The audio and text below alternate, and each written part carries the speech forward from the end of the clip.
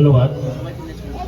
আজকের এই যে মহৎ কাজ, সেই কাজের যে আয়োজক এবং আজকের এই সঞ্চালক, আজকের এই অনুষ্ঠানের আমার বন্ধু, নায়েব মুন্সি, বিশিষ্ট শিক্ষক, আর যার আমন্ত্রণে আজকে আমি এখানে এসেছি এবং এই সম্মানীয় অতিথিবর্গ এসছেন, সেও আরেকজন আমার বন্ধু কবিরউদ্দিন শেখ। আমি খুব গর্ব অনুভব করছি এই ধরনের একটা অনুষ্ঠানে আপনারা আমাকে আমন্ত্রণ করেছেন।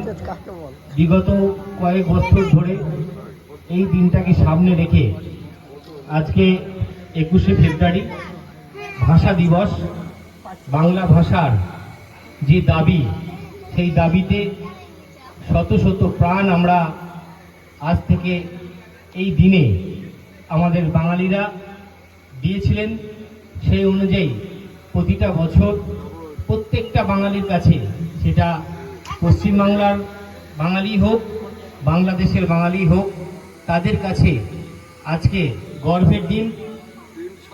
আপনারা ইতিমধ্যেই জেনে থাকবেন যে ভাষা দিবস আন্দোলনটা হয়েছিল বাংলা ভাষা, অর্থাৎ আমাদের যে মাতৃভাষা, আমরা যে ভাষায় এই মুহূর্তে কথা বলছি এবং মায়ের কাছ থেকে যে ভাষাটা আমরা শিখেছি, সেই ভাষার যাতে একটা রাষ্ট্রীয় স্বীকৃতি পায় এবং সেই ভাষায় যাতে আমরা কথা বলতে পারি, আমরা বিভিন্ন জায়গায় পরীক্ষা দিতে পারি, তার দাবিতে ভাষা আন্দোলন হয়েছিল এবং সেখানে তরতাজা যুবক, বাঙালি যুবক তাদের প্রাণ গিয়েছিল।